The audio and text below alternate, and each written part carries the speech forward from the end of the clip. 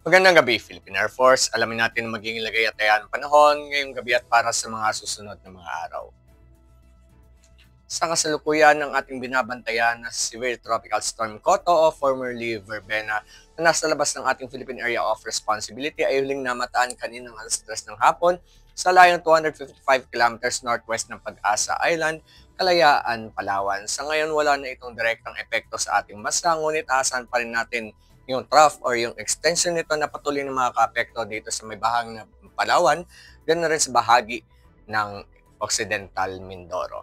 Samantala, yung ating shear line naman o yung pagbabanggaan ng ating malamig at mainit na hangin galing northeast monsoon at easterlies, ito pa rin ay makaka-apekto dito sa may bahagi ng eastern section ng northern Luzon. Kaya inaasahan pa rin ng Apayao, Kalinga, Cagayan at Isabela ang maulap na kalangitan na may kalat-kalat na pagulan, pagkidlat at pagkulog.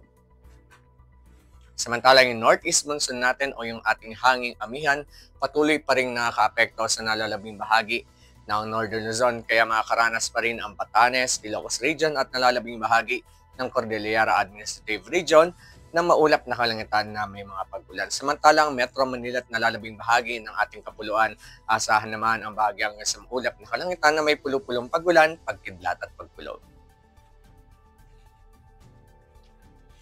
Para sa magiging lagay ng panahon bukas, inaasahan pa rin ng Apayao, Kalinga, Cagayan at Isabela ang maulap na kalangitan na may kalat-kalat na pagulan, pagkidlat at pagkulog. Ang Ilocos Region, Batanes at nalalabing bahagi ng Cordillera Administrative Region ay makakaranas pa rin ng maulap na kalangitan na may mga pagulan, dulot pa rin yan ng ating hanging amihan.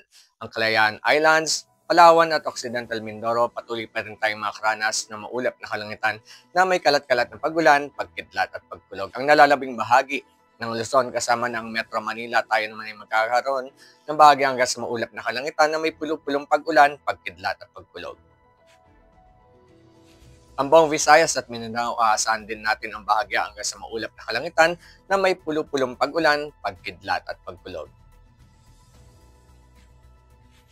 Para sa magiging lagay ng panahon sa mga susunod na araw sa mga piling lugar dito sa ating bansa, dito sa Metro Manila, Cavite, Angeles, Lipa,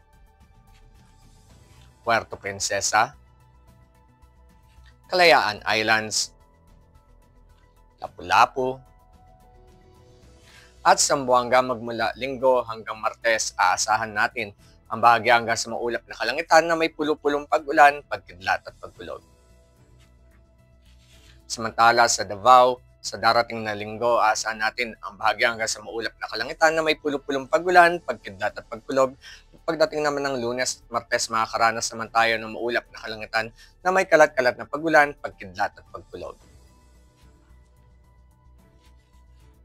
Ang haring araw ay lumubog ng 17:25 at sikat bukas ng 06:04. Para sa ating moon illumination, 52% increasing. Para manatiling updated sa lagay at taya ng panahon, i-follow lamang ang Air Force Weather Center sa aming mga official social media accounts. Yan lamang po latest update mula sa ating lagay ng panahon sa ngalan ng aming commanding officer na si Colonel Alvin John Cuador, Philippine Air Force General Staff Corps. Ako po si Sergeant John Altisa, Philippine Air Force Weather Forecaster ng Air Force Weather Center. Muli magandang gabi, Philippine Air Force.